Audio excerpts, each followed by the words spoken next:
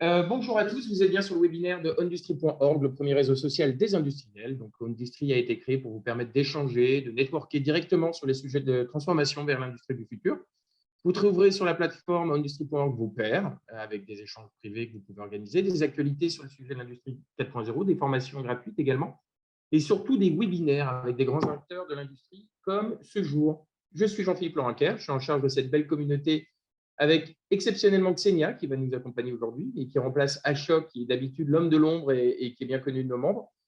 Et aujourd'hui, j'ai la chance de recevoir pour notre 17e webinaire un invité un peu particulier. À chaque fois, j'ai la chance d'avoir des gens un peu particuliers. Donc, j'ai l'honneur de recevoir ce que j'appelle un hussard de la réindustrialisation, Olivier Luancy, qui est associé de la branche stratégie de PricewaterhouseCoopers, de sa branche stratégie End. J'arrive à bien le prononcer, mais tu me corrigeras. Et nous allons parler beaucoup de réindustrialisation aujourd'hui. Bonjour Olivier, comment vas-tu? Très bien, merci bien de me recevoir. Eh ben, écoute, c'est moi qui te remercie de prendre du temps pour échanger avec nous et les membres de la communauté Industrie. On va passer un petit moment ensemble et contrairement aux autres épisodes où on parle beaucoup de terrain, des opérations, de software, etc., même si là, on y arrivera peut-être, mais ce n'est pas le plus important. Là, toi, tu vas nous aider à prendre un peu de hauteur. Et après avoir planté un peu le décor sur ton parcours, on va essayer donc de parler de ce grand mouvement de fond qui arrive depuis maintenant, depuis le Covid. Je pense que ça a été un des éléments déclencheurs. Tu vas nous parler de perspectives économiques et puis aussi de souveraineté industrielle, qui sont des sujets qui nous tiennent à cœur. Mais avant de parler de tout ça, donc j'aimerais qu'on apprenne à te connaître. Moi, j'ai découvert un peu ton parcours et tu es un homme aux multiples vies, puisque tu as été industriel, tu as été politique, tu es consultant. Tu peux nous parler un peu de ce driver qui t'a mené de jeune garçon à l'homme que tu es devenu aujourd'hui? Volontiers. Alors, déjà, je réfute le terme de politique, juste pour que ce soit clair pour tout le monde. J'ai fait un raccourci, mais c'est bien que tu puisses te préciser. Ouais, mais je l'explique. Non, alors, d'abord, je vais parler de ma vie professionnelle, hein, c'est toujours le plus simple. Donc, j'ai 3 vies professionnelles, en gros. Hein. J'ai passé 10 ans dans l'industrie, donc Saint-Gobain. J'y suis rentré assez tard, hein, vers une trentaine d'années. J'ai passé 18 mois comme directeur du développement durable de Saint-Gobain avec une espèce de fait d'armes, c'est d'avoir co-rédigé le premier rapport de développement durable de Saint-Gobain. Alors, c'est pour moi, enfin voilà, j'ai quelques heures de vol, vous vous rendez compte à ce moment-là. Et après, j'ai été repéré par un grand monsieur, un grand industriel, Jacques Aschenbroich, qui était à l'époque un des numéros 2 de Saint-Gobain et qui D'accord? voyait faire mes classes d'industriel en Roumanie, Ouais. euh, où j'ai accouché d'une usine de verre plat, ce qu'on appelle un float.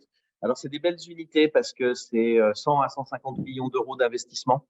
Et Oui. c'était vraiment un projet Greenfield. Alors, je dis avec amusement, quand je suis arrivé 1er janvier 2005 en Roumanie avec ma famille, on avait loué une maison. Saint-Gobain avait acheté 90 hectares à 150 km de Bucarest, loué un bureau et embauché une femme de ménage, et c'était tout. Et c'est à peine une caricature. Voilà. Et en 2000, enfin, quand je suis parti en 2009 de la Roumanie, on avait naturellement notre usine qui tournait plein feu.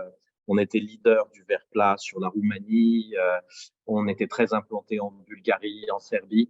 Voilà. Et c'était 200 personnes qui bossaient dans ce site sorti de terre en 18 mois, 24 mois, Et, avec et une merveilleuse aventure. à quel moment on te dit, tiens, au fait, tu as un champ de patates là, il va falloir faire pousser une usine, tu l'as jamais fait, tu t'es dit, ouais, j'y vais, ça va bien se passer. Il y a quoi qui se passe dans ta tête à un moment pour te dire, Alors, en allez, fait, c'est hyper excitant, allons-y, quoi. il y a prescription, mais l'histoire est un petit peu plus compliquée. Saint-Gobain avait 2 projets d'usines équivalentes en Europe de l'Est, une en Pologne qui était le doublement d'une capacité existante. Donc c'était D'accord? un projet, je dirais, pas plus tranquille parce que construire une usine de cette taille-là, c'est toujours une aventure. Mais au moins, il y avait les bases techniques, relations administratives, etc. Et puis l'envie de Jacques Aschenbroich de développer l'Europe du Sud-Est surtout que D'accord. le concurrent de Saint-Gobain dans le verre plat, qui s'appelle Sisecam, un concurrent turc, était en train de développer une usine en Bulgarie. Donc, en fait, on s'est rejoué l'histoire des Ottomans. Je vous arrête sur le Danube. Euh, et, euh, D'accord.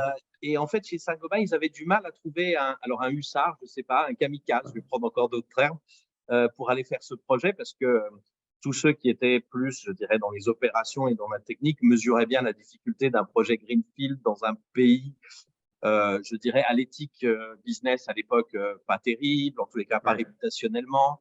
Alors que l'autre projet, c'était de doubler la capacité en Pologne, qui semblait quand même plus facile à réussir. Ouais. Et donc, il y a eu un personnage un peu clé dont je vais pas donner le nom, mais qui m'a fait la danse du ventre. Et j'ai signé assez naïvement, comme tu vois, une jeune D'accord. recrue de l'armée qui part fleur au fusil au front. C'est Voilà. ça, tu partir mourir pour compte général, quoi. Et Donc, le, et l'histoire est rigolote, et je vais arrêter parce qu'après, il y a d'autres choses à développer. Mais l'histoire est que quand je suis arrivé sur place, au bout de quelques semaines, donc je mets en place, je commence à recruter, à mettre en place des équipes, des choses. Et puis tout d'un coup, on me dit, mais Olivier, tu sais, ton budget pour construire ton usine n'est pas sécurisé. Ah bon? J'ai débarqué avec ma famille là-bas, qu'est-ce qui se passe? Donc je prends l'avion, je vais voir Jacques Aschenbroich, et lequel me dit, effectivement, Olivier, je voulais un investissement de la part de la compagnie de Saint-Gobain, donc le holding, on va dire, pour ouais. faire 2 usines équivalentes, une en Pologne et une en Roumanie, mais je n'ai eu le feu vert que pour un budget. Et donc, vous êtes sur la ligne départ. Le premier qui a le permis de construire a le budget. Bonne chance, tu me reviens avec le permis. Je le fais un petit peu à la directe, mais c'est un peu comme ça que ça s'est passé. Et donc, je suis reparti en Roumanie. J'ai construit une équipe, alors un peu de mercenaires, parce qu'il y avait Ouais. personne de Saint-Gobain sur place, ou très, très peu de gens, hein. Il y avait quelques personnes qui bossaient, donc que j'ai rassemblées autour de moi. Et puis, bah, écoute, on a gagné notre permis de construire, on a gagné notre budget, et on a sorti une superbe usine qui est un autre de mes bébés, voilà, dont je suis très fier. C'est l'une des plus belles aventures professionnelles que j'ai eues. Ouais, Alors, pour continuer, c'est après sympa, Saint-Gobain, ouais. ça s'est bien passé, il m'a nommé responsable de zone, et là, j'ai pris mes valises, je suis allé en Pologne pendant 4-5 ans pour superviser toute la zone Europe centrale et orientale. À côté de ça, j'ai une vie de ce qu'on appelle, alors je mets entre guillemets, haut fonctionnaire. Je ne suis pas un fan du qualificatif, mais j'ai passé 10 ans dans la fonction publique. Alors, et c'est là où le terme politique t'a échappé. Je suis désolé, J'ai plus travaillé pour jamais. la Commission européenne, pour un conseil régional et puis pour l'État central, et à chaque fois, j'étais dans des cabinets. Donc, je ne suis pas un politique, mais je sais travailler avec des politiques, ce qui est quand même plus qu'une nuance. Et tu sers Et la donc, République. voilà. Et donc, j'ai pu travailler pour Edith Cresson, commissaire européen, Michel Delbar, président de région du Nord-Pas-de-Calais, et puis François Hollande, président de la République, parce que j'ai passé 2 ans et demi à l'Élysée comme conseiller industrie et énergie à l'époque des plans Montebourg, si ça vous rappelle quelque Oh, chose, bien sûr, oui, et oui, de tout la à fait. marinière. Et des Voilà. lois Montebourg également. Oui, oui, c'est très bien. Et puis depuis quelques années, je fais du conseil, qui est un métier alors pas très reconnu en France, je trouve. Enfin, je suis un peu tristounet de ça, mais c'est la réalité. Par contre, il me donne une formidable, je dirais, envie, d'abord par le choix des missions que je peux faire, et donc continuer ma réflexion sur la réindustrialisation, la renaissance industrielle. Et puis, j'ai travaillé pendant quelques années sur la digitalisation de l'industrie. Et aujourd'hui, je suis plus sur des questions de souveraineté. Voilà, et ça permet de réfléchir, de voir plein de cas. Alors, nos clients, c'est plus des grands groupes, des fédérations et Ouais. de la CTI. Je regrette un petit peu, on n'arrive pas, parce que c'est PwC, c'est un Big Four. On a moins de contact avec les PMI, et je dois reconnaître que ça me manque un petit peu, parce que je trouve que c'est un tissu absolument passionnant où il se passe aujourd'hui plein de choses, un foisonnement d'idées. Oui, Voilà, ça alors, c'est pour mon truc professionnel. Et juste pour dire un petit mot, parce que je m'étais présenté comme ça, et ça avait fait un petit peu, enfin ça avait été remarqué, mais ça me définit bien dans Thinkerview. Je suis un enfant de sous-préfecture.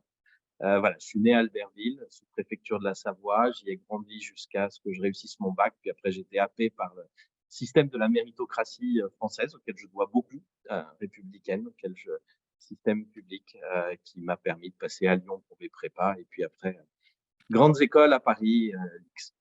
Voilà un petit d'accord. peu. Mais cet attachement au territoire est quelque chose d'assez profond en moi. Je comprends et je le partage. Écoute, en ce moment, on le voit partout, soyons clairs.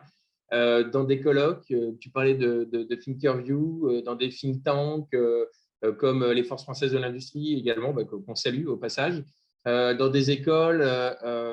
Et là, tu t'es dit, bah, du coup, c'est pas assez, je m'ennuie un peu, et du coup, je vais sortir un livre qui s'appelle, donc tu me donneras le titre exact sur les néo-industriels. Si tu t'ennuyais ou qu'est-ce qui t'a amené à lancer ce livre? Alors, en fait, si tu regardes mon LinkedIn, j'ai écrit à peu près régulièrement dans toute ma vie professionnelle. Oui, Et alors, l'écriture était d'abord pour moi, c'est-à-dire à la fin d'une expérience professionnelle, en général, j'ai ressenti le besoin d'écrire un texte, alors qui de temps en temps a été publié, de temps en temps il n'a pas été publié. Il y a un texte secret à la sortie de l'Élysée, comme son teaser si un jour il sort, euh, mais qui me permettait je dirais, de faire un bilan de l'expérience professionnelle que j'avais et puis de la transmettre. Et quand j'étais chez Saint-Gobain en Pologne, donc mon deuxième job de Saint-Gobain, j'ai même amené une dizaine de patrons de business unit de Saint-Gobain en Europe centrale et orientale à faire le même exercice parce que je trouve que c'est d'une hygiène professionnelle très forte. À un moment donné, on change de métier, ben, c'est peut-être le moment de faire un peu le bilan de ce qu'on a appris, de ce qu'on a vu. Rien de tel que l'écriture pour formaliser les choses, pour soi déjà, pour se forcer à clarifier une expérience. Et puis écrire, c'est aussi transmettre, même si pour moi au début la transmission était quelque chose de secondaire. Et puis ce truc-là a évolué en 2020 avec une rencontre, hein, avec le bouquin Vers la Renaissance industrielle, coécrit avec Anaïs Boigilis. oui, Alors avant, il y en avait un autre, mais qui était plus professionnel. J'avais écrit aussi Croire en l'industrie du futur et au futur de l'industrie, qui est un petit peu un prototype. Et à partir de là, je me suis lancé dans une réflexion sur l'évolution de notre industrie, de son rôle pour notre pays, pour l'Europe. Et c'est une réflexion que je ne conduis pas seul, que je ne prétends absolument pas conduire seul. Au contraire, je souhaite que ce soit quelque chose de collectif à partager. Et donc, après, vers la Renaissance industrielle, il y avait 3 ans après, il y avait un point d'étape à faire. Et c'est donc les néo-industriels, l'avènement de notre Renaissance industrielle. Donc, tu as vers, tu as l'avènement, et puis oui. après, tu auras peut-être nous y sommes. Et après, c'est fait, quelque chose comme ça. D'accord. Et alors, pourquoi tu pensais qu'il fallait… et d'ailleurs, j'ai mis les coordonnées du livre là dans le chat. J'invite d'ailleurs nos participants à l'acheter. Alors, sur une plateforme qui paye ses impôts en France. Donc là, j'ai mis la FNAC. Vous choisissez celle qui vous convient, mais pas ceux qui ne payent pas leurs impôts en France. Vous savez de qui je parle. Donc oui, pourquoi tu pensais qu'il fallait écrire un livre sur ces néo-industriels? Qu'est-ce qui t'a drivé dans cette écriture? Alors, il y a deux éléments. On est quelques, on va dire ça, experts, hein, d'accord? Donc, des gens qui réfléchissent sur le sujet. Tu peux même t'amuser avec le terme intello si tu veux. Moi, j'ai plus les mains dans le cambouis, j'ai plus les mains, je le regrette, parce qu'un jour j'y retournerai, mais j'ai plus les mains dans l'atelier, hein, aujourd'hui. Mais ça me permet aussi de prendre un petit peu de hauteur. Et si je retrace un peu le parcours de 2012 à aujourd'hui, de moment où je suis rentré à l'Élysée, donc je sors de Saint-Gobain, je prends un avion de Pologne et je me retrouve à l'Élysée, c'est à peu près comme ça. Donc les plans Montebourg et à aujourd'hui, en fait, pendant 10 ans, on a tâtonné sur les politiques publiques pour refaire de l'industrie. Et résultat, si tu veux, on y a mis pas mal. Le on est un on collectif, hein. Les ministres, les administrations, on y a mis pas mal de moyens, pas mal de discours, pas mal de grands-messes. Mais globalement, jusqu'à aujourd'hui, notre réindustrialisation, ce qu'on a réussi, c'est stopper la désindustrialisation. Oui. Alors, c'est bien, mais on aurait pu espérer un peu plus. Et je pense que pendant cette période-là, on a maintenant recompris, on a lâché le livre Politique industrielle de Gaulle-Pompidou. Ça a pris du temps parce que c'est quand même celui qu'on Ouais. avait. Enfin, avec tout C'était esprit c'était possède pour l'ADN. Arnaud Ouais. Montebourg, les grands plans montbourgiens, certes, il y en avait plus, mais l'inspiration, elle est quand même gaulienne. Et le monde a changé. Le monde est ouvert, la place des technologies est beaucoup plus importante. La connaissance des technologies et du marketing est passée de l'État aux entreprises privées. Souvenons-vous, hein, Ariane, c'est le CNES, donc c'est-à-dire un truc d'État. Le plan électronucléaire, c'est le CEA, c'est aussi un organisme d'État qui l'a fait. Aujourd'hui, ce n'est plus imaginable. La connaissance des évolutions technologiques est passée dans le privé. Je prends simplement cet exemple-là. Donc, le monde a changé. Il s'est ouvert, les supply chains se sont fragmentés, la connaissance et le savoir est passé du public au privé. Et donc, il fallait un nouveau logiciel. Donc, on a pris 10 ans, à mon avis, à réacquérir ça. On est pas mal à publier sur le sujet et je pense qu'on est au bout d'un cycle. C'est-à-dire qu'on ne fait pas tout ce que je souhaiterais à Bercy, loin de là, mais globalement, on a les clés. Et donc, on peut espérer que demain, on va s'y mettre complètement. Mais pour que ça se fasse, il faut que ce soit un mouvement qui soit soutenu par nous tous. Oui. Nous tous, c'est les Français. Et donc, il suffit pas de dire voilà ce qu'il faudrait faire, mais il faut que ce soit une politique soutenue. Alors, tu as cité la crise du Covid. Je reviendrai plutôt, un peu plus tôt à la crise des Gilets jaunes, qui est pour moi aussi une crise de cohésion territoriale, Oui. de cohésion nationale. En désindustrialisant, on a paupérisé les territoires Oui. et enrichi, entre guillemets, les métropoles. Oui. Et donc, refaire de l'industrie est pour moi aussi un objectif de cohésion sociale et territoriale. C'est pas simplement un outil productif. On est Et aligné. puis, tu as naturellement la sécurité d'approvisionnement, la souveraineté, et puis le déploiement des solutions technologiques pour l'environnement. Et dans ce mouvement-là, en fait, si on n'a pas un récit, si on n'arrive pas à raconter une histoire, se raconter une histoire, raccrocher l'industrie à notre récit économique, à notre récit national tout court, on pourra tenter de faire tout ce qu'on veut. C'est sûr qu'à un moment donné, il y aura une décision d'urgence et entre investir pour le futur et le pouvoir d'achat, nos politiques choisiront le pouvoir d'achat et la dynamique sera cassée. Donc, ce qu'il faut maintenant, on a fait toute cette réflexion-là, c'est comment est-ce que tout à chacun, après avoir pris conscience à travers la crise du Covid, à travers la crise de l'Ukraine, voire des Gilets jaunes, comment on arrive à raconter cette histoire, comment on la fait partager. Alors, moi, je ne suis pas un conteur et je peux pas, je suis entre guillemets plus dans les ateliers. Par contre, ce que j'ai essayé de faire, c'est montrer des gens qui y croient à cette nouvelle industrie, leur faire raconter leur histoire.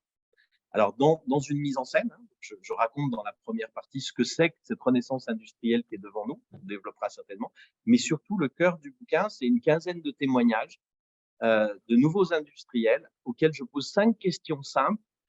Comment ils sont arrivés là, quel est leur modèle, quel est leur objectif personnel, etc. C'est plutôt de eux, je vais voulu les faire parler d'eux pour incarner cette renaissance industrielle et commencer à lui donner de la chair et pas simplement des chiffres, des mots, des discours d'experts, des discours d'intellectuels.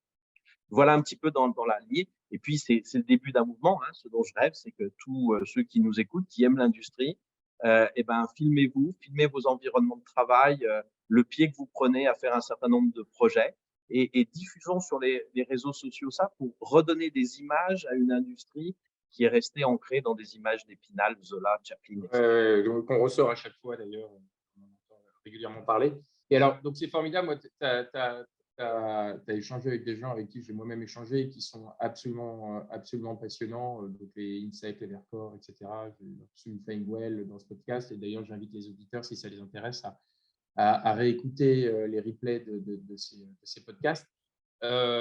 Tu es aujourd'hui consultant, donc tu dois passer ta vie à faire des matrices et à chercher des commonalités. C'est devenu un de tes enjeux.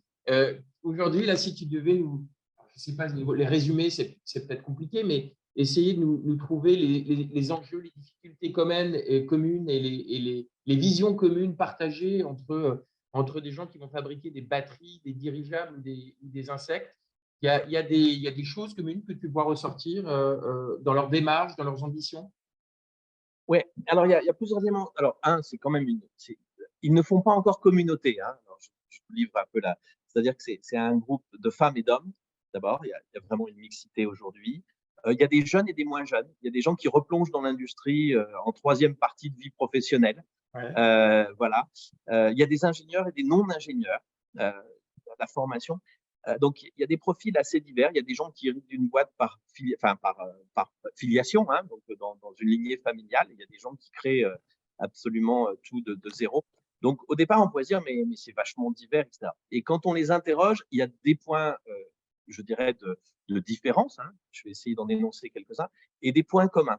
Le premier, moi, qui m'a surpris, enfin, dont la puissance m'a surpris, c'est que ils sont là pour des valeurs. C'est-à-dire, ce qui les font bouger, c'est pas de l'industrie pour l'industrie. On a dit souvent, entre guillemets, comme expert, un outil productif, ça sert à servir un projet de société. L'industrie en soi n'a pas de sens. Tu avais un projet de société qui était la consommation, voire la consommation de masse, et ben tu fais un outil de production de masse. Demain, on aura une société qui recherche de la souveraineté, de la symbiose avec l'environnement. On va inventer, on ne sait pas encore son nom, un nouvel outil productif. On disait globalement, eux, ils l'incarnent. Ils sont tombés là-dedans et certains avec des parcours acrobatiques et parfois tombés par hasard. parce qu'ils suivaient un fil, par exemple, sur l'environnement. Tu parlais de Insect, le témoignage d'Antoine, mais c'est pas le seul. Il poursuivait une réflexion sur la disparition des espèces. Et puis, de fil en aiguille, il s'est dit, bah, moi, je peux apporter, théorie du colibri un petit peu, alors c'est un gros colibri maintenant, Insect. Moi, je peux apporter mon bout de réponse à ce sujet-là en faisant de l'industrie, en faisant cette industrie. Et tu en as plein qui sont comme ça. Donc, en fait, ils ont en eux des valeurs où l'industrie n'est qu'un outil au service de ces valeurs-là. Ça les rejoint. En revanche, ce qui est assez étonnant, c'est qu'ils ont plusieurs valeurs. C'est pas toutes les mêmes. C'est difficile, ça va être difficile de les mettre sous une seule bannière. Il y a l'environnement, je l'ai cité, évidemment. Tu as des choses autour de la souveraineté, du Made in France qui remontent. Tu as aussi des choses qui sont plus historiques pour l'industrie, comme la notion de progrès technologique, qui sont là. Je suis là parce que je considère que la technique, enfin l'association entre sciences, techniques et industrie est un outil de progrès technologique certainement, mais de projet de société.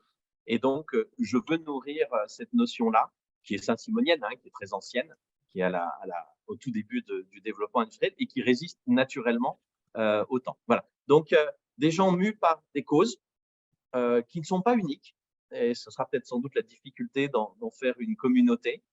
Et puis, il y a aussi cette dimension très, très personnelle, cette énergie très forte qu'ils ont en eux. Ce sont des défricheurs. Un autre point commun, je leur ai tous posé la question, est-ce que vous avez un mentor, un modèle? Stupéfaction, il n'y en a pas qui ressort.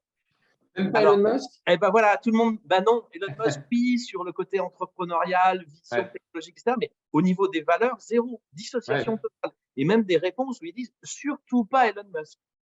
Parce que oui, sur le côté, mais au niveau des valeurs, et encore une fois, c'est eux enfin, c'est ces valeurs qui les émeuvent et puis qui les mettent en mouvement dans le sens littéral du terme. Et donc, l'adhésion à Elon Musk avec les valeurs, ça colle pas. Ça colle simplement pas. Et quand tu vas plus loin, tu te rends compte qu'en 40 ans de désindustrialisation, qui est un choix de société, hein, c'est pas simplement un choix économique, et ben pendant 40 ans, nous n'avons pas collectivement nourri des figures emblématiques d'industriels. Quelque part, nous n'avons plus de grands capitaines d'industrie et ils n'ont plus aussi personne dans un imaginaire auquel se référer. Donc, à mon avis, ces gens-là vont créer une nouvelle génération de modèles, peut-être pour vous les plus jeunes, peut-être plutôt pour mes enfants, moi qui ai déjà quelques décennies de plus, et qui vont donc inspirer et faire aimer non pas l'industrie pour l'industrie, mais pour ce qu'elle permet de faire pour coller nous tous, de la cohésion sociale avec de l'insertion, de la cohésion territoriale avec de la richesse sur les villes moyennes qui accueilleront jamais un plateau de traders, des solutions pour l'environnement, des solutions pour notre souveraineté. Alors, tu parlais donc de la mission qui est un des éléments critiques qui a motivé en tout cas leur entrée dans l'industrie. En termes d'éthique et de valeurs, est-ce que pareil, tu ressens des points communs sur la nouvelle façon de gérer les hommes, les circularités, l'écologie de manière générale? Est-ce que c'est des choses qui sont maintenant devenues au centre de leur parcours ou c'est pas le principal? Alors, il y a deux, enfin, des questions. Si je prends les hommes d'un côté et l'écologie, tu as cité ces deux exemples-là. Ouais, il y en a peut-être d'autres. Hein. Sur l'écologie, c'est devenu, enfin, en tous les cas pour eux, c'est une quinzaine de témoignages. Hein. Ça se veut pas une étude académique, ce n'est pas. On est d'accord. C'est une illustration. Je mets un jeton dans le jukebox et on regarde la musique que ça fait. Puis après, il y aura peut-être des universitaires qui, eux, travailleront sur des échantillons de 600 néo-industriels et nous feront des belles études académiques, enfin, très propres. Moi, c'était pas mon ambition. Mais sur l'environnement, sur cette population, c'est totalement intégré. Enfin, il n'y a pas photo. Et si on dit qu'ils sont un peu les précurseurs, ça veut dire, mais ça on le dit et on le voit, et je suppose que vous le voyez vous dans vos métiers, la préoccupation environnementale est intégrée dans le fait industriel de manière, je dirais, complète, de manière structurelle aujourd'hui. On ne pourra pas dissocier. Il n'y aura pas d'industrie si elle n'est pas verte, elle sera sortie du marché par la réglementation, par les financiers ou par les consommateurs, par les clients tout simplement. Donc ça, là, il y a universalité. Pour autant, ce n'est pas toujours la valeur première. On fait de l'environnement, oui, mais moi, je suis là d'abord pour défendre le Made in France, par exemple. Mais il y a toujours l'environnement qui est là en premier ou en second ou en troisième, mais qui est vraiment là. Ça, c'est clé. Et l'environnement, ce n'est pas que la décarbonation. On a beaucoup tendance, ça fait partie, de mon avis, des focales sur les politiques industrielles / environnement qui mériteraient d'être un peu élargies. Il n'y a pas que la décarbonation de la production. Il y a, quand tu prends un Nicolas Cruau, c'est la fin de vie des produits. Il y a l'usage naturellement des produits eux-mêmes, etc. Et puis, il y a la circularité matière qui arrive de manière très, très vite dans le sujet. Donc, environnement, c'est plus large que la décarbonation et c'est pas limité à l'impact environnemental de la production elle-même. Donc, mais là, il y a une sorte de consensus. Sur les modèles organisationnels, je serais plus prudent. Mais d'ailleurs, la littérature le reflète. En 2018, j'avais animé une table ronde à l'usine extraordinaire au Petit Palais, événement emblématique pour moi. Et le patron de l'industrie 4.0 de Schneider avait déclaré devant tout le monde, le modèle taylorien est mort. Ah bon, pas mal. Alors, en tant que modèle, ça ne veut pas dire que le Fordisme et le Taylorisme comme mode d'organisation en segmentant des tâches qui peuvent être répétitives pour augmenter l'efficacité globale et la productivité, ce modèle-là, il va continuer d'exister dans certaines industries. Mais dans d'autres, il est en train de changer complètement. Et on est aujourd'hui dans une sorte de recherche de… Alors, ce n'est pas un modèle alternatif, c'est-à-dire que le modèle omniprésent du Taylorisme, du Fordisme, va, à mon avis, être démultiplié en 1, 2, 3, 4 modèles, mais on les cherche toujours. Et à l'image de cette recherche, il y a des publications, par exemple, de l'École des mines là-dessus, qui sont assez sympas. Mais à l'image de cette recherche qui est aussi académique, eux ont plusieurs modèles d'organisation. Tu vois, si je prends Thomas Turiez 1083, dans ses statuts, il y a un multiple maximum entre le plus bas des salaires et le plus haut des salaires. Incarnation d'une réflexion qu'on est beaucoup à avoir sur quelle est ta création de valeur. Et la répartition de la valeur. Et la répartition de la richesse. Tous n'ont pas ce type de dispositif-là. Voilà. Uniformité sur l'environnement, je pense, en tous les cas, une prise de conscience globale en bloc. Et puis, sur les modèles d'organisation, on se cherche collectivement et à leur image, à l'image de cette recherche, eux ont différentes approches. Et alors, pour rebondir sur ces différentes approches et ces modèles d'organisation, il y a une question intéressante de Raoul Bati dans la communauté qui te dit que penses-tu des modèles comme Gazeltech de Gaël Lavaux avec son véhicule électrique léger fabriqué dans des micro-usines à opposer des gigafactories, par exemple de Vercor qui est en train de lancer ces gigafactories. On parle aussi des gigafactories de tous les grands fabricants de batteries ou d'auto. Tu sens aujourd'hui qu'il n'y aura pas de modèle unique, modèle distribué, modèle centralisé, ça va dépendre des activités. Tu as un point de vue là-dessus? Oui, mon sentiment aujourd'hui, alors c'est peut-être une réponse un peu de facilité, sur lequel je ne prends pas un trop gros risque, je dirais, c'est que on va vers plusieurs modèles d'organisation. Le retour des gigafactories en Europe, initialement, les gigafactories, c'est que tu pousses au maximum la productivité, le gain d'échelle.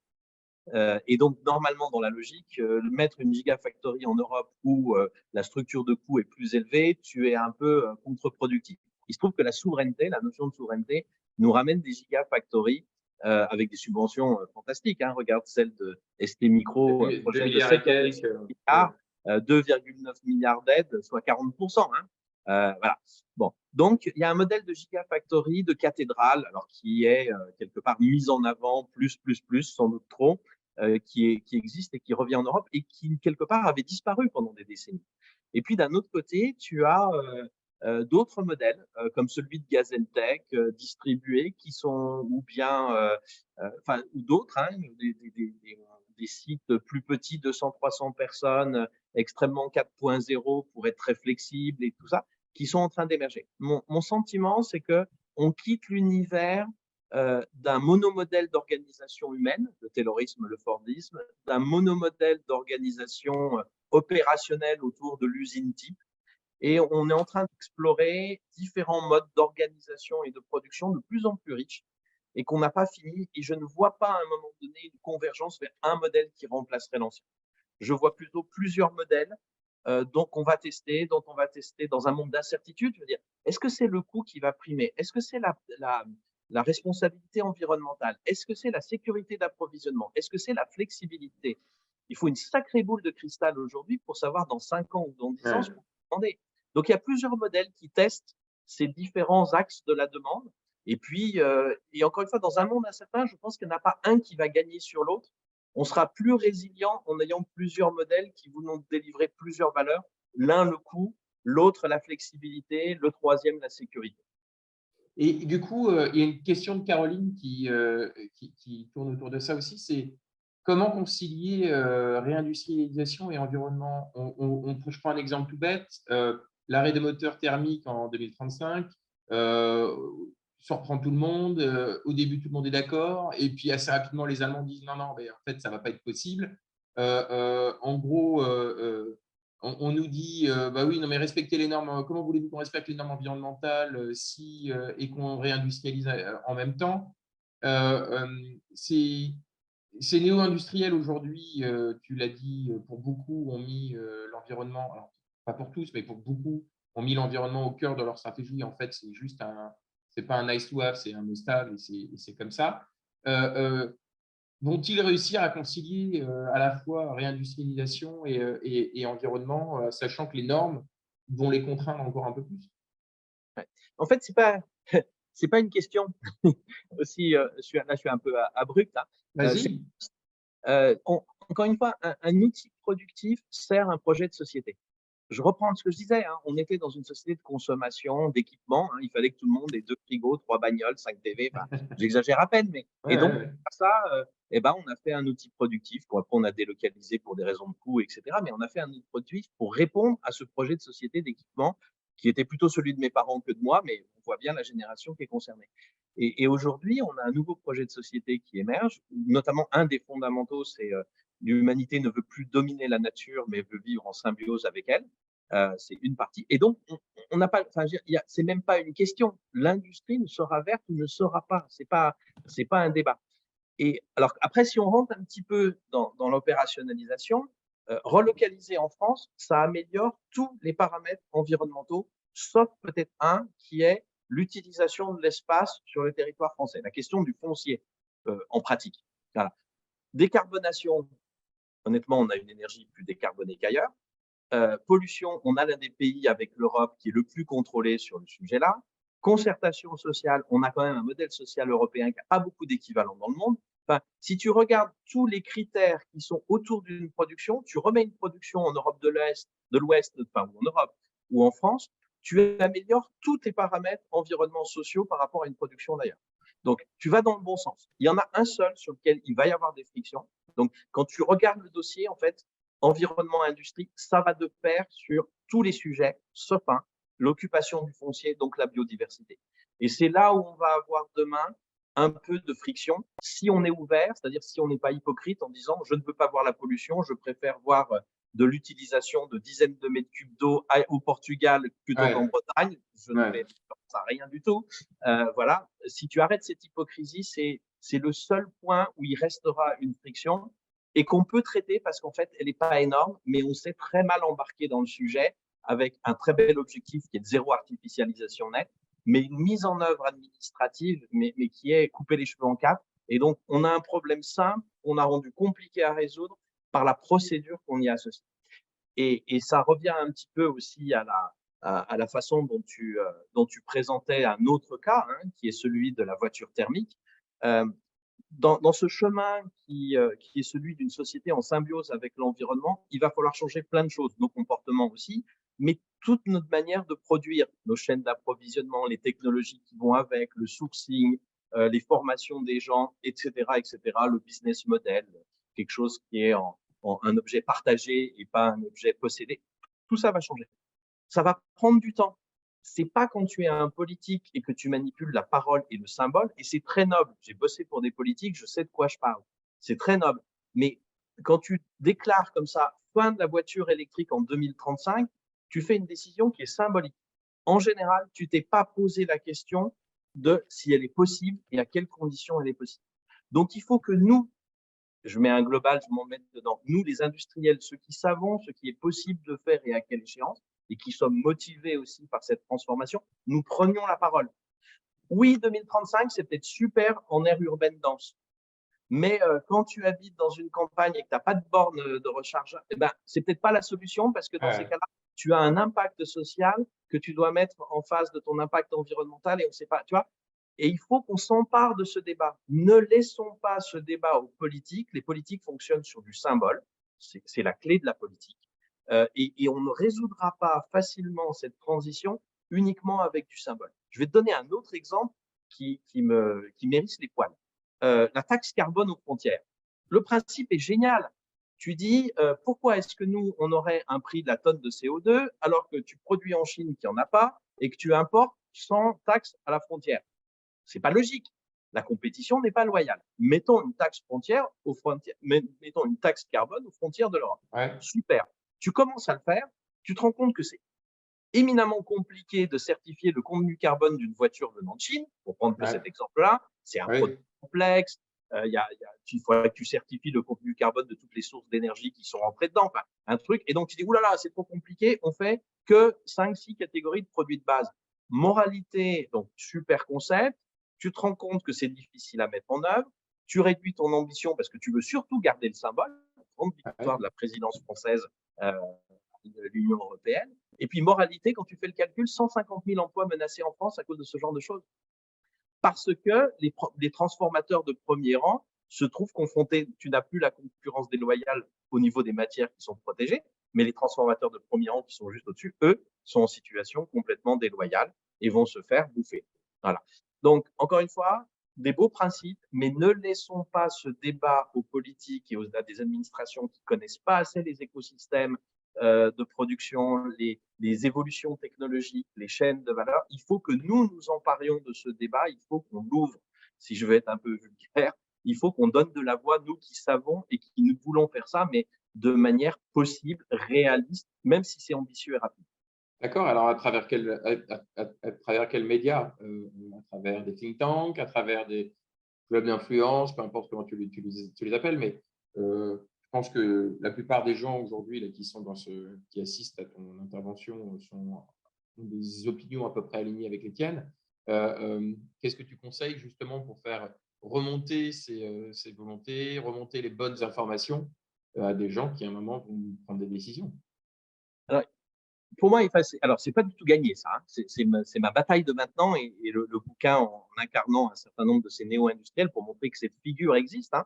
Ces personnes engagées dans un nouveau modèle de société et qui le nourrissent par de l'industrie pour bien montrer qu'il y a cette imbrication entre ce nouveau projet de société et l'industrie qui existe, qui est incarné. Ça, c'était ma contribution. Le première étape, je pense, c'est ce que je disais tout à l'heure. Chacun d'entre nous a une liberté de communiquer sur ce qui se passe dans l'industrie. Première chose, reconnectons l'image de l'industrie à sa réalité. Je ne demande même pas d'imaginer l'industrie à 10 ans ou à 20 ans. On verra bien ce que ce sera. Moi, j'ai peut-être quelques idées, mais je ne suis pas du tout certain et je ne sais pas si quelqu'un sait ce que ce sera. En revanche, que chacun des parents puisse avoir l'idée qu'il travaille dans les services, dans la banque, dans la fonction publique, mais sache ce que c'est que l'industrie, les projets industriels, et n'est pas une barrière pour leurs enfants ou un biais intellectuel dessus, déjà, ce serait fantastique. Et ça, c'est notre responsabilité. Il ne faut pas attendre que l'État communique sur l'industrie et ce que c'est. Ils ont plein d'autres choses à faire et ce n'est pas leur actif. Nous, c'est notre actif. Donc, communiquons sur ce qui se passe. Moi, j'ai rencontré plein de gens enthousiastes et je suppose qu'autour du podcast, il y a des gens qui aiment l'industrie parce qu'ils y trouvent un vrai plaisir, un épanouissement personnel, voire collectif, du sens dans leur. Parlons-en déjà pour reconnecter l'image de l'industrie avec sa réalité. Première étape. Et puis, doucement, ça fera émerger d'autres, entre guillemets, Olivier Luancy. J'ai aucune espèce de revendication personnelle, mais quand tu vois, par exemple, C'est ce soir, ou des émissions comme ça, tu as des journalistes, des politologues, des philosophes, des gens comme ça, des économistes. Tu n'as pas souvent des industriels. À un moment donné, il va falloir qu'on rentre dans ces lieux où se fait l'opinion, où se fait l'influence. Ça ne viendra pas tout de suite. On n'y rentrera que si on est porté par une vague de fond qui est celle de ce que j'appelle, et c'est absolument pas désobligeant, des personnes ordinaires qui font des choses extraordinaires dans les ateliers et qui nous font partager ce côté extraordinaire qu'il y a dans leur vie. Et doucement, une petite clameur se transformera en rumeur et en grand brouhaha. Écoute, je le souhaite également. Il y a un adage que j'aime beaucoup qui est aussi de dire qu'on vote avec sa carte bleue. Tu parlais des nouveaux usages d'une nouvelle économie où, en effet, avoir 3 frigos n'a plus vraiment de sens et l'économie du partage et de l'utilisation est beaucoup plus intéressant. Raoul nous rappelait le cas de Mobion, donc, que tu connais bien, qui fait des scooters électriques dans le Nord. Et on peut se dire qu'ils arrivent aujourd'hui à faire des scooters électriques moins chers que les Chinois et surtout beaucoup plus durables, puisque la durée de vie va être entre 7 et 9 ans, puisqu'ils ont été éco-conçus. Et ça, je sais que c'est aussi quelque chose sur lequel tu as pas mal d'inputs assez intéressants, c'est-à-dire que remettre la R&D et l'innovation au cœur des PME et PMI est aussi une façon de réussir potentiellement cette transformation et pas seulement de répondre à des cahiers des charges de donneurs d'ordre. Donc, tu peux nous développer un petit peu ces éléments? Ouais. Alors, tu abordes deux sujets, je vais essayer de les traiter séquentiellement. Le premier, la carte bleue. Ça c'est un truc qui me sidère, impensé de la politique industrielle aujourd'hui. On ne produit pas pour produire, on produit pour vendre. Enfin, chaque personne qui est dans un business sait que, enfin, c'est la règle de base. On est encore en économie de marché, alors elle va être modulée par de la réglementation et des choses comme ça, mais c'est la règle de base. Donc, la demande pour un produit est absolument clé dans la transformation de notre industrie et la façon dont on fait. Là-dessus, l'État ou la puissance publique a des moyens, je dirais, d'accélérer une transition qui est en cours. Qu'est-ce que c'est? C'est dans la commande publique, par exemple, donc les achats par l'État, par les régions, par etc. En fait, le code des marchés publics aujourd'hui, qui est très contraignant, tu n'as pas le droit de dire je veux acheter Made in France, mais tu peux dire je veux être livré en cas d'urgence en 30 minutes. Ah ben ouais, tiens, ça va te mettre une sacrée contrainte. Et donc, tu peux mettre des critères à la fois techniques ou environnementaux ou sociaux qui font que tu vas localiser une production en France dans un environnement qui est dans un lieu qui pour l'environnement est beaucoup plus favorable. Donc la demande, que ce soit la commande publique, que ce soit celle des grands donneurs d'ordre ou bien nous comme consommateurs, elle est mobilisable et ça c'est un espèce, pas un impensé parce qu'on en entend parler un peu dans le discours politique et public, mais il n'est pas mis en œuvre à la hauteur de ce potentiel. C'est super d'aider des usines, c'est super de subventionner ST Micro ou d'autres, je prends le dernier exemple, ou des PME dans le cadre de France Relance, hein, donc la politique de l'offre, mais il faut marcher sur deux jambes et cette deuxième jambe de mobiliser la demande, encore une fois, parce que tu ne produis pas pour produire, tu produis pour vendre, est quelque chose qui n'est pas activé et ça fait partie, encore une fois, des choses que j'aimerais voir aller plus vite dans une politique publique. Ça, c'est le premier point et tu as tout à fait raison. Le deuxième, c'est sur la R&D. Alors, j'utilise pas tout à fait le terme que tu utilises. Ce que je dis, c'est que demain, en fait, on va pouvoir répondre à plein d'enjeux, des enjeux environnementaux, des enjeux de sécurité, d'approvisionnement de matières premières, etc., de normes sociales. Et quand tu prends ces sujets les uns après les autres, ça devient super difficile. Alors, j'ai un petit écho là. Je crois que c'est Denis. Voilà. Voilà. Donc, si tu prends ces sujets les uns après les autres, ça va être un enfer pour les patrons de PME. Aujourd'hui, on te demande de décarboner. OK, tu fais ta feuille de route de décarbonation. Demain, on va te demander de l'économie circulaire. Tu vas faire ta feuille de route économie circulaire. Après-demain, ce sera la biodiversité. Très bien. L'eau, etc. Et puis, en même temps, tu vas recevoir une injonction en disant « Ah ouais, mais sécurisez vos approvisionnements. » Donc, où est-ce que vous vous approvisionnez? Refaire ta chaîne d'approvisionnement, etc., etc. Si on les prend les uns après les autres, chaque boîte française va avoir 10, 12 plans d'action parallélisés, ingérables. Alors, peut-être pour un grand groupe comme Saint-Gobain ou GT, c'est faisable, mais pour une PME, ça n'est pas. Et la réflexion, qui est encore une idée que je teste, hein, que je lance, je ne dis pas que c'est la réponse, mais la réflexion que j'ai, c'est qu'il y a un seul moment dans la vie d'un produit industriel où toutes ces contraintes se rejoignent avec des injonctions contradictoires de temps en temps. Et c'est au moment de la conception du produit. Et donc, ce que je me dis, c'est que nous sommes à l'aube d'un moment de reconception, de réinvention de tous les produits, afin de prendre toutes ces contraintes ensemble dans leur convergence, mais aussi des fois dans leur contradiction, pour faire des arbitrages. C'est le moment, quand tu conçois un produit, où tu choisis le sourcing de tes matériaux qui les composent, sécurité d'approvisionnement. C'est le moment où tu choisis les technologies qui vont permettre de le produire. Et donc, bilan de pollution ou bilan environnemental de la phase de production. Okay, mais aussi, c'est le moment où tu imagines l'usage plus tard et donc tu as le bilan carbone ou le bilan environnemental de l'usage et la fin. C'est le moment où tu choisis les technologies qui vont permettre de produire. Est-ce que tu automatises plus ou tu automatises moins? Ça va changer la conception du produit. S'il est fait très manuellement ou très automatisé, tu as des arbitrages différents à faire. Et donc, c'est à ce moment-là où tu te dis, est-ce que je suis capable de le faire en France de manière compétitive? Parce qu'il y a certaines technologies que je sais être compétitives en France et puis d'autres, je sais que ça l'est pas, ou certains modes de fabrication. Voilà. Et donc, pour moi, on est au devant, si tu veux, d'une nouvelle façon de concevoir les produits. Ce ne sera pas un exercice solitaire s'il l'est aujourd'hui, ce sera vraiment un exercice collectif avec un responsable de l'énergie, des approvisionnements, de l'environnement, de la production pour le choix des technologies qui sont possibles, de la fin de vie des produits, etc. Un exercice collectif de reconception, je pense qu'on est au devant. Encore une fois, c'est une réflexion que je livre au débat. Au moins, ça permet de le poser en disant, mais comment on va faire la convergence entre toutes ces injonctions-là? Et c'est intéressant parce que du coup, ça provoque pas mal de réactions. Une partie sur la partie conception et une autre sur la production. Une question de Karen, un commentaire de Karen qui dit la R&D, ça coûte cher, les industriels sont souvent frileux, sauf à être aidés. Pour ça, il faudrait probablement renforcer la relation entre les centres de recherche, universités, industriels.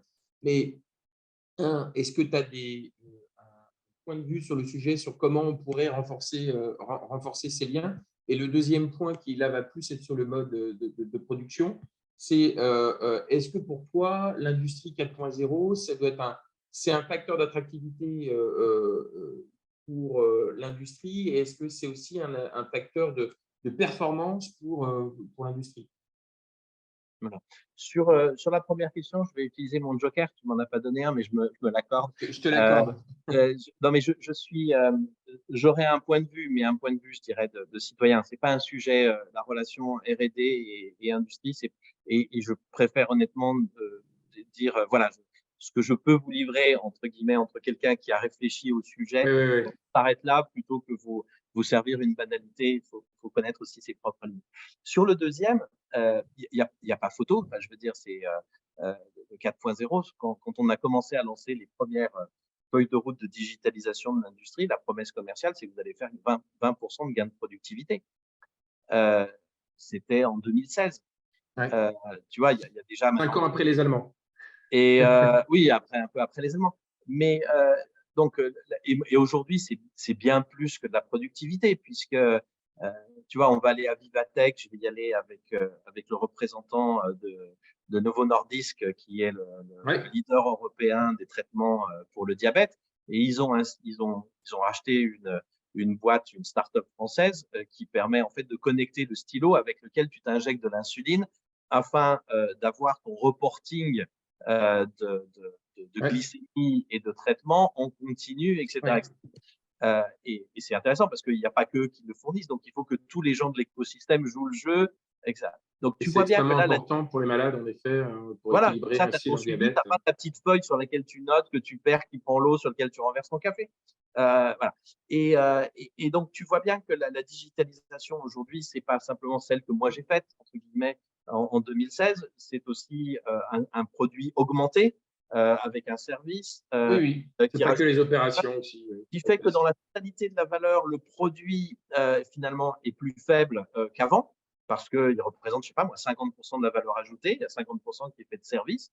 Et donc, notre non-compétitivité absolue, enfin en absolu, devient un peu plus relative parce que dans la valeur ajoutée de ce que tu achètes, qui est une solution, bah, tu as du service qui ne peut être fait que ici, qui est beaucoup plus compliqué à faire dans un pays low cost. Le produit pourrait l'être, mais comme il représente que 50% de la valeur ajoutée, bah déjà, tu as écrasé un peu le critère.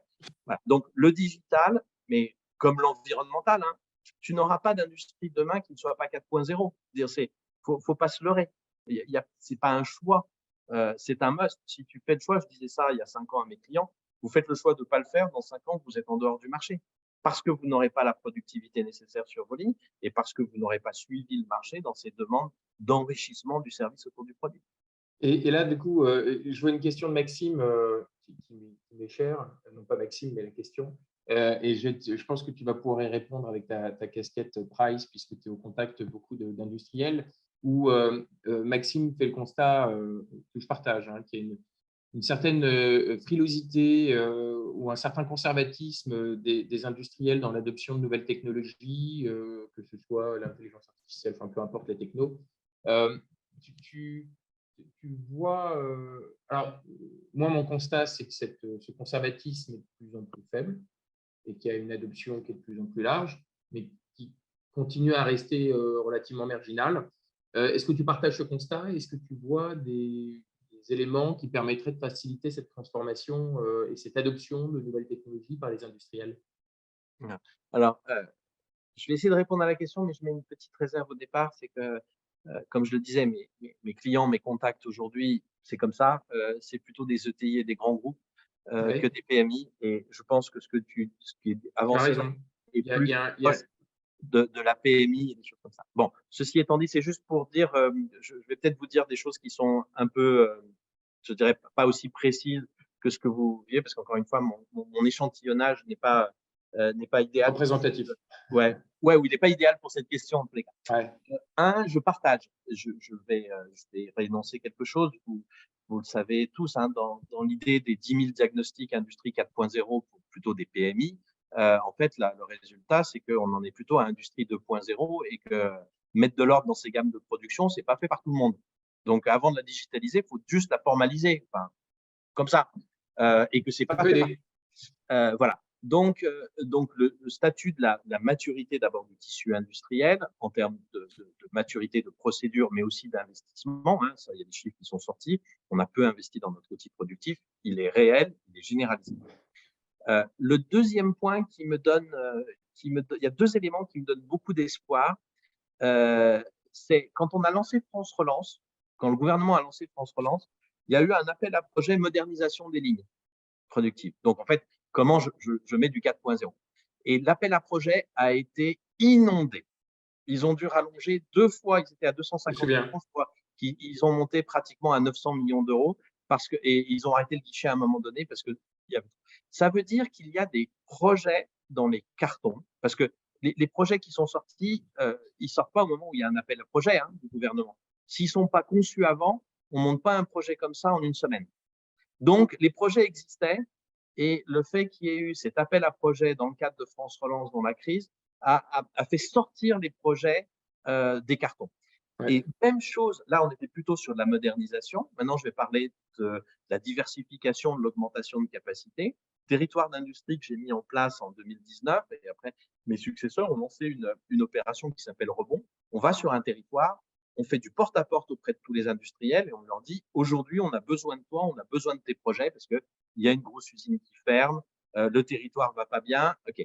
Et dans ces cas-là, ce qu'on s'est rendu compte, c'est qu'en faisant ce porte-à-porte et en disant on a besoin de toi, on a besoin de tes projets, on a besoin de ta force pour renforcer le tissu économique du territoire, on triplait le nombre de projets. Ah oui. D'accord? Alors, ceux connus par la puissance publique, dans le sens très très large. Est-ce que tous ces projets vont arriver à terme? Non, évidemment. Mais tu as augmenté le pipe énormément.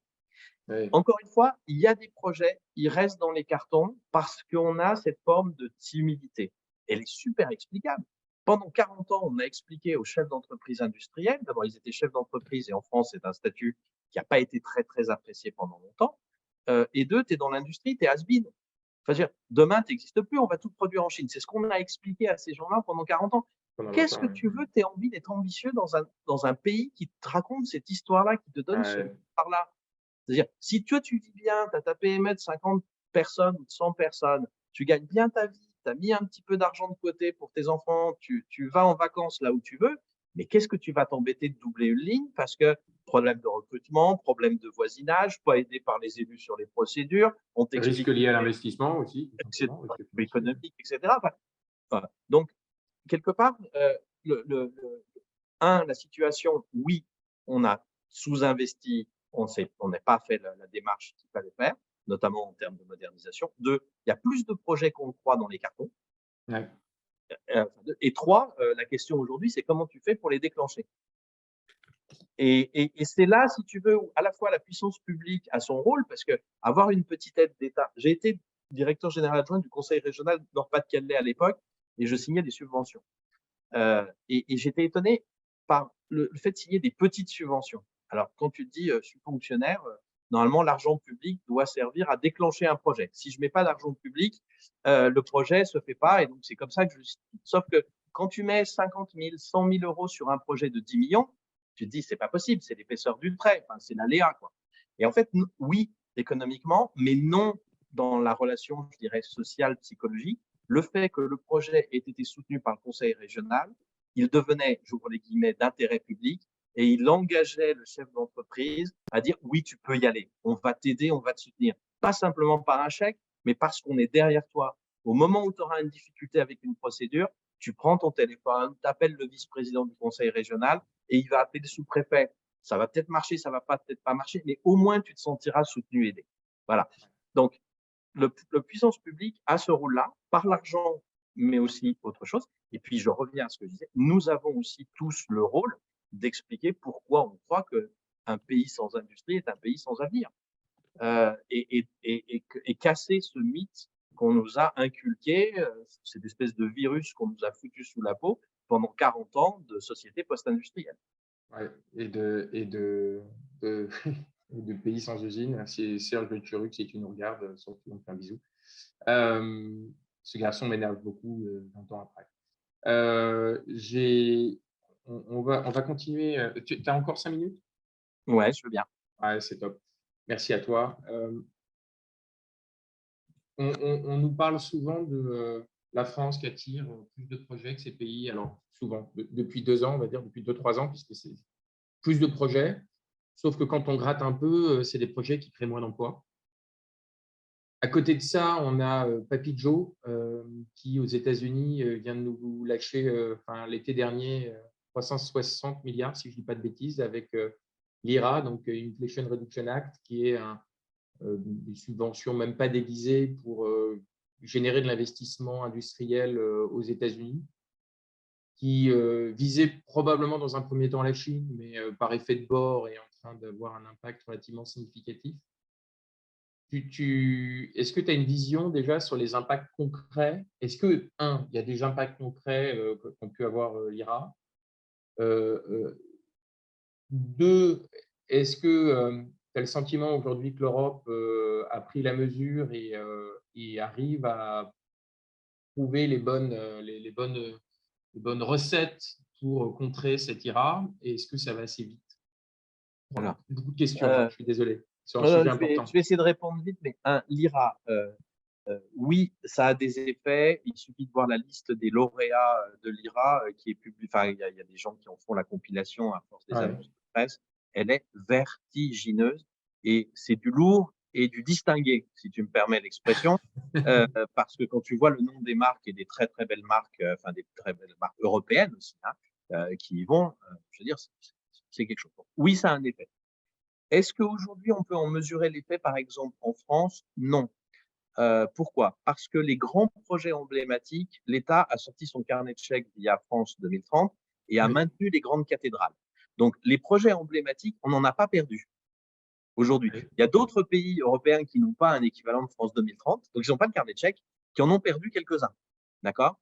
Mais en France, pour l'instant, on n'en a pas perdu parce qu'on a payé, on s'est aligné. Enfin, je veux dire, il n'y a pas photo. Encore une fois, la nouvelle que je ressasse, je ne vais pas tout la ressasser parce que ce n'est pas la seule, mais de 40% de subvention, c'est de l'alignement avec l'IRA, c'est tout. Faut pas. Alors, on le fait pour les gros projets, on ne le fait pas parce que c'est plus compliqué pour le diffus et ça passe sous le radar. Et je pense que quand on fera la relevée des filets dans quelques mois ou dans un an et demi, on se rendra compte, notamment que les ETI ont suivi l'aspiration de l'IRA en passant sous nos radars politico-médiatiques. Voilà. Mais aujourd'hui, on est incapable de le mesurer. Mais il n'y a pas de raison, enfin, je veux dire, c'est tellement massif, c'est tellement simple à utiliser. C'est violent, hein. Même si tu dis, l'Europe a le même niveau d'aide, oui, mais les processus ne sont pas du tout les mêmes. Enfin, je dis souvent, entre un guichet et un concours de beauté, Tu vas à la banque, tu présentes ta carte et tu as droit à ton chèque, ou bien tu vas passer sur le podium et on va te faire défiler 5 fois. On te Pour un regarde. appel à projet ou… Voilà, c'est Ouais. ça. Donc voilà pour l'IRA. Ta deuxième question, c'est est-ce que l'Europe a pris conscience? Oui, sans doute. Euh, Est-ce qu'elle va assez vite ou assez loin? Absolument pas. Il y a une réalité européenne que j'ai vécue. Encore une fois, l'Union européenne n'était pas aussi élargie qu'elle l'est aujourd'hui. On appelait dans notre jargon de fonctionnaires européens les États membres les belles-mères. Et notre exercice, c'était de mettre d'accord les belles-mères. Tout le monde comprendra l'exercice et le caractère imagé de la phrase.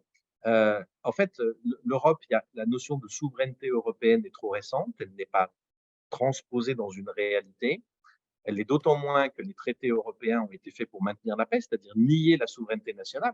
Et on a 70 ans de paix, ce qui est merveilleux, hein, entre guillemets. Voilà. Mais on est très loin pour faire une gouvernance. Et puis, il faut mettre d'accord 20, 25 États qui ont des intérêts divergents. Les Pays-Bas, port d'entrée de toutes les importations en Europe. Qu'est-ce que c'est un intérêt aligné avec une notion de souveraineté économique développée par la France? Peut-être dans la déclaration, mais dans la réalité économique, c'est simplement pas le cas. Qu'est-ce que tu veux que la France et l'Allemagne aient globalement des intérêts convergents quand l'Allemagne a 20% de son PIB qui est de l'industrie et qui est la première de loin en Europe, tandis que la France a 10% et fait partie des derniers, à l'exception de Chypre, Malte et Luxembourg. Voilà, tu ne peux pas, même si l'écart est peut-être pas aussi grand qu'avec les Pays-Bas, d'ici que ça convergera un jour, mais ça mettra beaucoup, beaucoup, beaucoup de temps et donc ça ne va pas assez vite, mis à part en déclaration d'intention, mais les outils ne suivent pas. Ce qui veut dire aussi qu'on rentre dans une période où il y a un interstice pour des politiques de souveraineté économique nationale. Alors, le jeu est risqué, mais je ferai ce pari-là. À un moment donné, on aura sans doute une politique de souveraineté économique européenne. On n'y est pas, pour toutes les raisons, et ça ne sera pas demain. La question, c'est est-ce qu'on attend après-demain que l'Europe se mette en route, ou on se dit qu'on n'a pas le temps par rapport aux mutations, l'IRA, le Chine 2025, etc., et que même si c'est sous-optimal économiquement, politiquement, on prend le risque ou pas d'avoir des politiques nationales. Je pense que nous n'avons pas le choix que d'avoir des politiques nationales en assumant complètement que c'est sous-optimal. Et que le jour où l'Europe sera prête, dans ces cas-là, il faudra débrancher nos politiques nationales au profit de la politique européenne. Je prends un exemple, un Buy French Act qui ne porte pas son nom, mais où vraiment on met tous les acheteurs publics dans une salle et on leur dit demain, je veux 90, 95, 100% d'achats made in France, vous me le faites, vous n'avez pas le droit de le dire, mais vous me le faites et on va apprendre à le faire ensemble en respectant la lettre, mais pas l'esprit du code de la marché publique. OK, on fait ça. Et le moment où l'Europe se dote d'un véritable Buy European Act réglementaire, parce que là, elle a le droit de le faire au regard des traités, eh ben, on débranche notre système français parce qu'on sait qu'il est sous-optimal. Voilà. Alors, il y a un risque. Il y a un risque que tous les économistes avec lesquels je parle soulignent, c'est attention, vous allez casser, fragmenter le marché unique. Ben ouais. Bah ouais, mais c'est pesé et c'est un choix politique, encore une fois. Quel est le plus grand risque? Ne pas avoir de réaction ou une réaction trop lente face à l'IRA et China 2025, ou bien prendre des réactions sous-optimum et prendre le risque de fragmenter un peu le marché unique, mais au moins on survivra, quoi. Enfin, en tout cas, c'est mon pari. Ouais. Est-ce qu'on peut se dire, est-ce qu'on peut pas se poser la question de savoir si l'Allemagne n'a pas déjà commencé avec notamment les mesures qu'ils ont prises de soutien à l'énergie au cours de l'année précédente, et puis la politique qu'elle mène vis-à-vis de la Chine et des États-Unis. Bah oui, je pense que la réponse, on l'a déjà. Tu peux pas Alors, il ne faut pas que ce l'estimer. soit un saut petit peu, hein, encore une fois, Non, mais non, non. c'est une ligne de crête qui va être compliquée à trouver, mais je crois que nous n'avons pas le choix. Et aujourd'hui, le discours sur la souveraineté économique en France a tendance à renvoyer la balle systématiquement à l'Europe, ce qui, encore une fois, intellectuellement, la bonne échelle, mais opérationnellement, mettra trop de temps pour aligner tous les acteurs et avoir des décisions communes. Donc, il va bien falloir faire quelque chose. Je te prends un exemple, tout simple.